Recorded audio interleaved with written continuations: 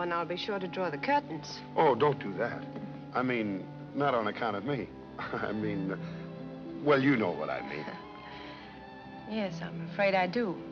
This is a cute, humorous moment alluding to Larry's sleazy nature, something which is presumed to be innately male. Gwen is something like the straight man in a comedy routine, commenting dryly on the antics of her funny man partner. I imagine audiences laughed out loud. It's not, however, a true opposition of Larry's pursuit of her. Everyone understands that she's only momentarily against him. She'll come around eventually. She blockades his sexual desire to some extent, but she smiles, and it comes across as a tease and an ongoing back and forth between the two of them. At this point, she's not even outright saying no. It'd be easy to say that this is just the product of a less educated time. Second-wave feminism was in its infancy. The yes means yes, no means no chant wouldn't be used until Take Back the Night rallies in the mid-70s. Well, they really shouldn't need a feminist rally to know that women should be trusted and have their words respected. Disturbia does pretty much the same thing, with Ashley teasingly closing her blinds so Kale can no longer spy on her, without any true rejection of his bad behavior. It comes from the same disrespect of women. Gwen admits that she's engaged and really shouldn't be here, acknowledging that she is flirting with Larry. The other guy is really just an afterthought. Larry's okay with stealing her away from the other guy, and Gwen is apparently okay with being stolen. There might be a bit of that macho American spirit involved. It's really just another protest on her part that isn't respected because she's just playing hard to get. Bela, meanwhile, gets agitated. Through the pentagram plot device, he is revealed to be a werewolf. When he tries to read Jenny's palm to see her future, he then sees a pentacle marking her as his next victim. The pentagram is the star on its own, the pentacle is the star in a circle. The filmmakers apparently didn't know the difference. Terrified, Bela tells her to leave and come back in the morning, and she rushes out.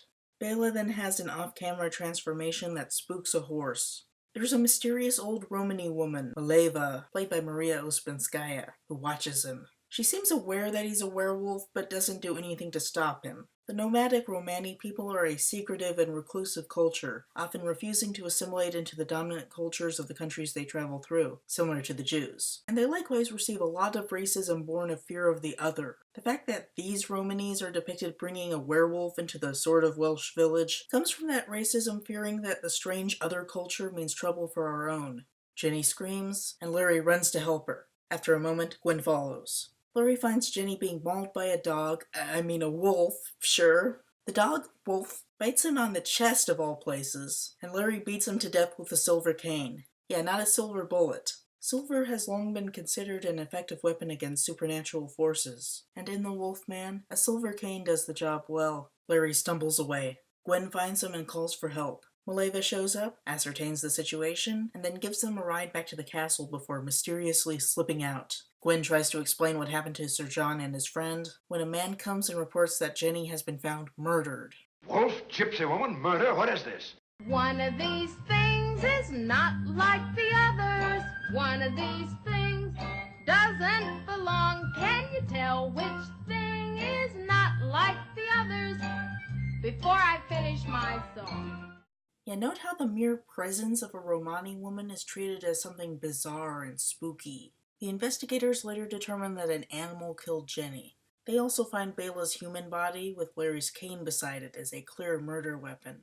In the morning, they talk to Larry. He confirms that the cane is his and says that he used it to kill a wolf. They, of course, think that he killed a man. Don't try to make me believe that I killed a man when I know that I killed a wolf. I think they decide that Bela attacked Jenny as a part of a normal human crime, and Larry beat him to death in response.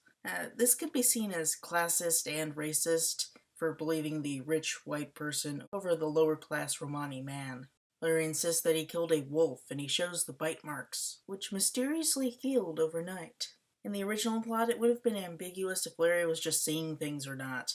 In the current plot, the disbelief creates a tense environment as Larry stands opposed to people armed with common sense. The investigators believe that Larry is crazy, and they leave him be to talk to Sir John. Sir John puts forward the idea that a dog attacked Jenny, Bela came to her rescue, Larry tried to help, and accidentally beat Bela to death while going after the dog. The investigators aren't happy with that story, but they back off for the time being. Larry goes to visit Bela's body before he's buried. He now looks suspicious, and the townspeople gossip about him as a murderer.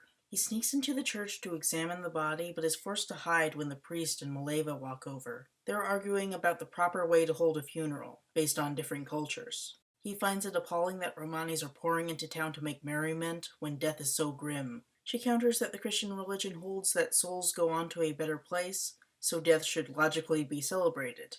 This whole thing is to make the Romanis seem weird and scary. Based on my limited research, Romanis were historically both very spiritual and knowledgeable about the natural world, which made them appear to non-Romani people like they had otherworldly powers. They also played up that image because it was good for business as fortune tellers. This, along with the whole in-group, out-group tribalism, has led to Romanis in fiction being depicted as something on the order of a Lovecraftian cult. The strange people with their strange rituals and connection to evil supernatural forces. Ooh. I did my best to research Romani culture, but I had some difficulty due to a mixture of Romani secretiveness, imperialist attempts to stamp out Romani culture, and just language barriers because books were written in Italian or something. I would like to be able to just assert that Kurt Siodmak made crap up about Romani spiritual beliefs, but I honestly don't know. I was able to find out that Romani funerals are large gatherings, and that there's a Romani belief that a recently deceased person needs to be treated in a friendly way to make their soul happy so that they don't stick around as a ghost and cause problems. The use of the Romanis in The Wolfman is heavily derivative of folk tales, like they're as much of a mythological element as the werewolves. Wolf, gypsy woman, murder, what is this? And I could see the description of them celebrating death as a distortion of their practices in making the deceased happy. That's just speculation on my part. I'd welcome any clarification people could offer me. In any case, the fictional depiction is used to shock the audience by going against traditional Christian values. The way it's justified by relating it to Christian spiritualism and logic is something that I'm sure horrified audiences. As an atheist, I have considered that kind of thing before, and I am amused by it being used to shock people. Yes, based on the idea that people go on to the wonderful afterlife, it is logical to celebrate death. And the fact that Christians don't do that is evidence that they don't really believe on a personal, intellectual level. As with Christians wearing seatbelts when supposedly God would protect them or not, as suits his will. And Christians masturbating in private when they would not do so in front of their parents, despite God's gaze supposedly being constantly upon them. Penn Jillette talks about that kind of thing a lot, how Christianity is more of a cultural practice based around shared values than a literal belief about the world. I would recommend anyone interested in this idea check out his book, God No, Signs You May Already Be an Atheist, and Other Magical Tales. Larry watches as Maleva says goodbye to Bela, giving this speech about how he suffered in life but will have an easier time in death. She refers to Bela as her son, but I'm not sure if that's supposed to be literal or just a reference to him being younger than her in the same group. Tom Weaver, the historian who made the Wolfman audio commentary, sees her as a maternal figure, a surrogate in Larry's mother's absence. I'm not sure I agree, but it's an interesting idea. Larry finds the speech moving and breaks down in tears. The next day, I think, Gwen is restless, thinking about Jenny, and her father tries to comfort her. A bunch of busybody women storm in the shop and demand to see Gwen, I guess wanting to lynch her or something. They rant at her father about how Gwen is to blame for Jenny's death, just because she was unfaithful to her fiancé and going on a date with Larry. It's all absurd and we're against these women, so it's kind of progressive in opposing that conservatism. The thing with sexist films is that they're very rarely all sexist, like Catwoman of the Moon. There's good with the bad, so you can't just write off them as entirely sexist. Larry comes in with his cane and scares them away because they think that he's the murderer. That's interesting because it seems that they don't really think that Gwen is to blame. They just want to take their anger out on an easy target. And policing female sexuality is easier than confronting the person they actually think committed a murder. Gwen's father is a very sympathetic man. He's nice to Gwen, respects her, and sticks up for her against the mob of women. When Larry talks to him, he is nice to Larry because he's friends with his daughter and doesn't care about the rumors. I don't like that Larry's to come across as a nice guy when doing truly creepy things, but since that's done anyway, I like Gwen's father appreciating him in spite of everything. Larry meets with Gwen and explains his side of the story. Gwen suggests that her story about the werewolf made him get confused and mistake shapes in the fog for a wolf. Larry insists that everyone else is confused. Even though we know what's going on, I can really feel Larry's tension and can appreciate the original plot about it being unclear if he's sane or not. Gwen's fiancé Frank comes in with his dog. The dog freaks out in Larry's presence, and Frank has to take him away. Frank is standoffish to Larry. Gwen criticizes this, and Frank warns Gwen to stay away from him because he just senses that Larry is dangerous. That night, the Romanes have a big party and the townspeople go to see the show. Frank decides to show Gwen that he can be friendly to Larry and goes to say hello. They together play a shooting gallery game. Larry practiced at 7-Eleven and is a crack shot at this. But a wolf image triggers his PTSD, and he loses his ability to shoot straight. Go ahead and shoot before he bites you. Lon Chaney gives a really nice expression of vulnerability. It might be a cultural thing, but I like that Larry's masculinity isn't damaged by showing weakness, and because of it, he is a really sympathetic, tragic figure. He tries to leave the camp, but Maleva calls him over to her tent. She explains what's going on. Bela was a werewolf, Larry killed him, and since he survived being bitten by a werewolf, that means he's one too.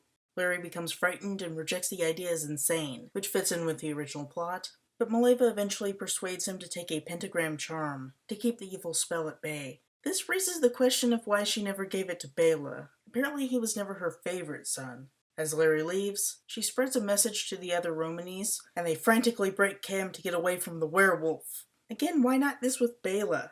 I'm thinking the werewolf of the original plot wasn't a Romany at all. Larry finds Gwen and fills her in on what Maleva told him. He gives her the charm to protect her from him, which strikes me as foolish since he has no idea how the charm works. Maybe it only works for a werewolf. Even if it works for everyone, isn't it better to use it on the actual werewolf instead of only one of his potential victims?